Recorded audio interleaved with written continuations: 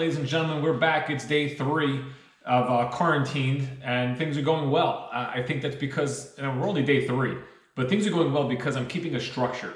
So what's very important to do in situations like this is, you went from a structured day where you had to get up, you had to get ready, you had to eat, you had to get to work, traffic, Dunkin' Donuts, you had your specific schedule throughout the day, and it got taken away from you. But what you have to do is you have to build your own structure throughout your day to keep yourself, occupied and your mind sharp, and just keep moving forward through this time, because we really don't know how long this is going to last, whether it's a few weeks, a month, hopefully it's not that long. As you can see behind me, we got some updates to the studio. Like I said, as we talk about different subjects, we're going to put them on the wall behind me. And a comment, I'm trying to find a comment right now online and I can't find it, so I'm sorry to whoever said it, but I think it was a really cool idea because my sunglasses that I always wear have gotten attention, and they were on the desk. And this gentleman said, what you gotta do, you gotta hide the sunglasses or put them in different spots of every video that people can find them and mention in the comments that they saw them or where they found them or whatever the case may be. Maybe we can see who's the first in the list of comments that actually was able to find them. Cool idea, I like the idea. And we're gonna take it a step further. Not only are we gonna do that, but throughout the videos and throughout the time, we're gonna be adding more stuff to the wall that you can comment on and say, oh, you know what I just saw? I just saw that was added. Or I just noticed this was added. It might be very small things, it might be big things, it might be the next day's video, it might be in this video. So, keep an eye on the wall, keep an eye on the studio, and let me know what you see has been added to the studio. This is part of structure too. It's just making it fun for me. It's just more ideas, it keeps my mind occupied, and I tell you, I'm having a good time. But what I do in the morning when I first come down here is I kind of hop on the computer. I got down here at 9, it's already 11 o'clock. I had a couple of phone calls, I talked to my parents, talked to my best friend, talked to my cousin, just to get updates, see how everybody's doing, stuff like that. Definitely call family members, call your friends, stay in front of people, stay in touch with them. Then I hop on the computer, I'll go through emails, I go through comments, I go through, Facebook, kind of just see what's going on in the world. So that's what I'm doing right now. I got a project I'm gonna add, I shouldn't tell you, but I'm gonna add something to the wall. And I think today I'm gonna prepare to talk about my first car that I've owned, and I would love to hear about your first car that you owned, growing up. So that's gonna be the topic for today, first vehicles. I've always been into cars and into driving. As a little kid, I'd sit in the back seat of my parents' car with a Frisbee and use it as a steering wheel. I'd always want to push the shopping cart as a kid through the supermarket. I had the Matchbox cars and the play sets with the car wash and, anything about cars I loved. So it was only natural that when I turned of age, I was going to want to drive. So what I did at 16 was I went out and I got a job. And here I am. This is 16-year-old Dave B. I just got a job at the new A&P store that was built in Bayonne, New Jersey, where I grew up. Humongous store, and coincidentally, my first job was pushing shopping carts back into the store from the parking lot. I got that job right at 16 because I was fortunate to have parents that understood a hard day's work. And they understood that if you wanted something in life, you had to go out and earn it. You had to work for it. And they taught us that from childhood, So at 16 years old, I knew when I got my license a year later at 17, I was gonna want a car. I was gonna have to pay for it somehow. They told us they'd help us with insurance costs and different things like that, but if we wanted a car, we were gonna have to buy it. And understand my parents' point of view on this. I grew up in Bayonne, New Jersey. This town is 1 mile wide, 3 miles long, and you could basically either take a bus, a cab, or you could walk anywhere. So, when it came to needing a car, it wasn't an absolute necessity at the time. But as planned, I worked, I saved the money, and I got to buy my very first car, a 1993 Mercury Cougar.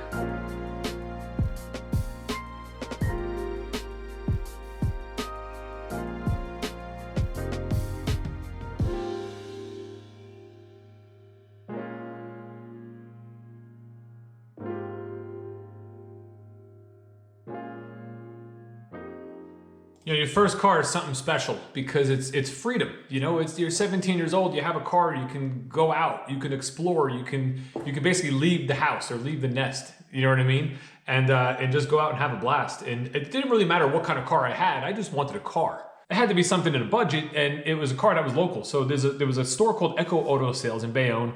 It was probably like 8-9 blocks away from the house, real close to the house. And I don't remember ever looking at any other actual cars, now that I think about it. We went there, we kind of saw what they had on the lot.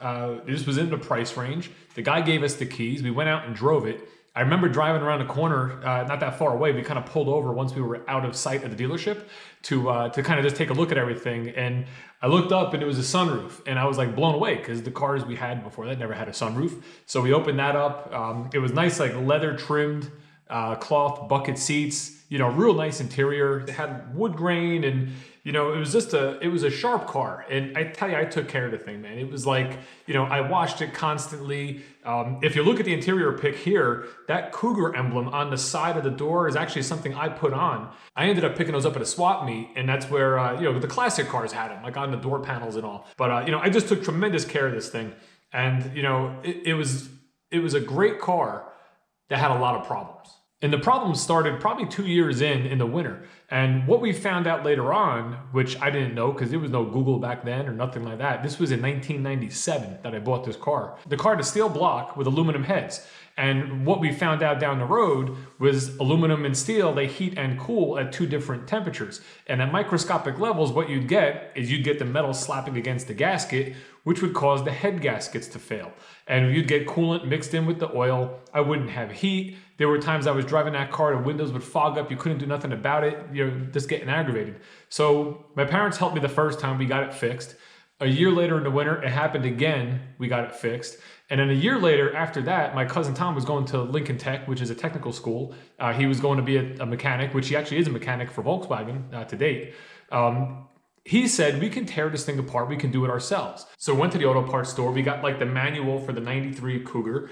We pulled the car all the way up to the end of the driveway and we started ripping her apart. Ripped her apart, got the heads out, brought the heads to a local machine shop to have them shave them down, got them back, put everything together, retorqued the specs, fired it up.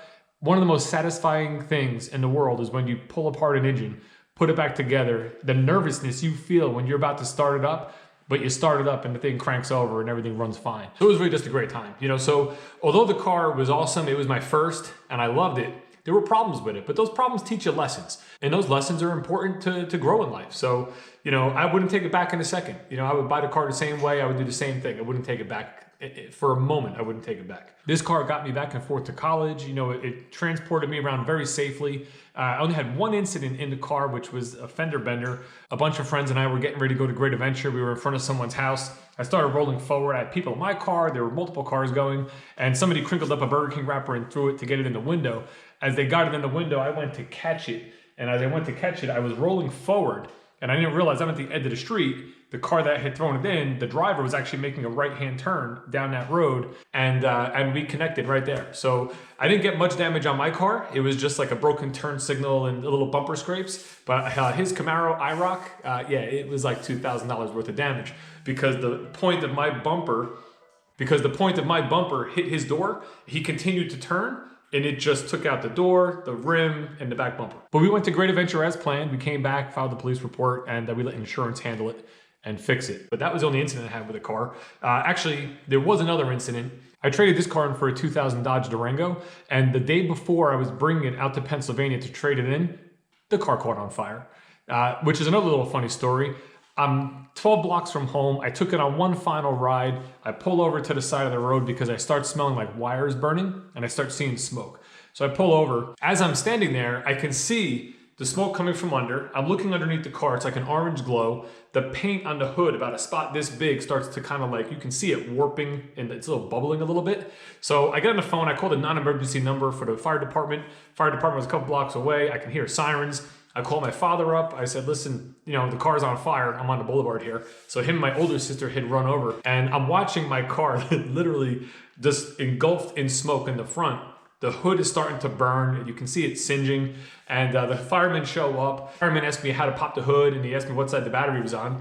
They had tools going. They had like 3 guys, fire extinguishers, all this stuff. Figuring like you pop the hood, a fireball is going to come out. Well, whatever had burnt in the wiring harness was pretty much burnt already because when they popped the hood, it was like a little candle flame. And I felt like a complete idiot because I could have just, put it out myself. In any event, my buddy bought the car for me for a couple $100. He worked in an auto parts store. He replaced the wire harness and he drove it for like a year and a half before he sold it.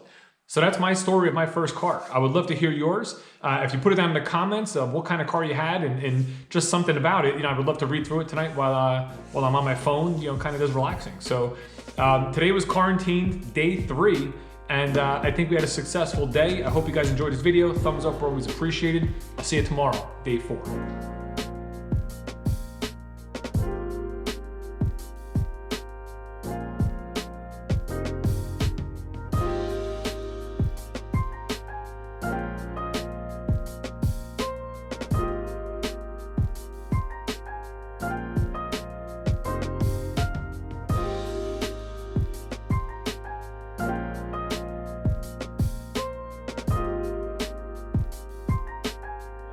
by the way, the photos that were in this video, they're all prints. I had to find them. I took pictures of them so I could put them in the video. You know, kids today just don't know the struggle of living in a non-digital world.